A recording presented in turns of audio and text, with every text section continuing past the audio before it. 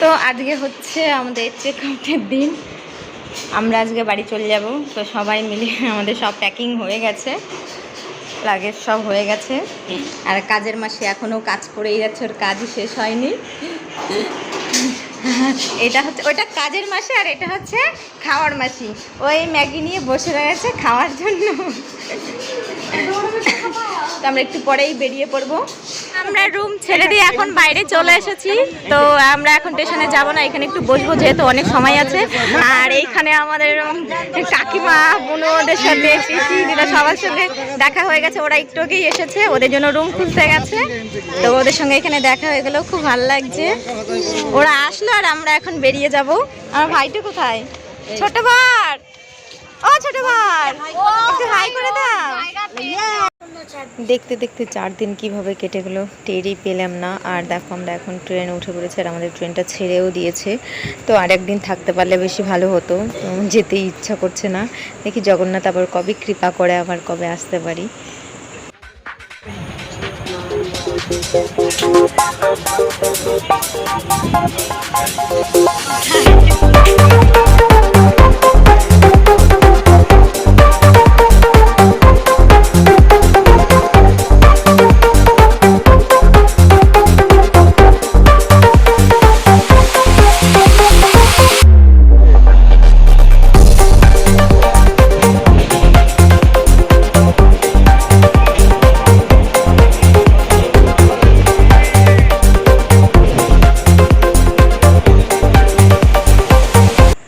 এখানে দেখো আমরা গাড়িতে উঠেছিলাম সকাল 10:30টার সময়, আর এখন দেখো সূর্যমামা ডুবি ডুবি।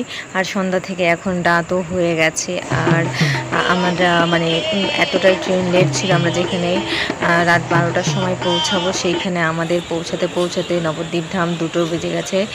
তারপরে আমরা নবদ্বীপ স্টেশনেই ছিলাম, কারণ ওইখান থেকে আর আসার সম্ভাবনা ছিল না। রাত্রেবেলা সবাই বলছে কষ্ট হয়ে গেছে, সারাটা দিন রাত এরকম করে জার্নি করার পরে সবাই খুব ক্লান্ত। তারপরে আমরা ভোরবেলা ঘাটে চলে এসেছি। আর এখন দিদি ওরা অন্য ওই দিক দিয়ে চলে যাবে, মানে সুরগঞ্জ ঘাট পাড়াবো, আর আমরা নবদ্বীপ ঘাট পাড়াবো, মায়াপুর যাব।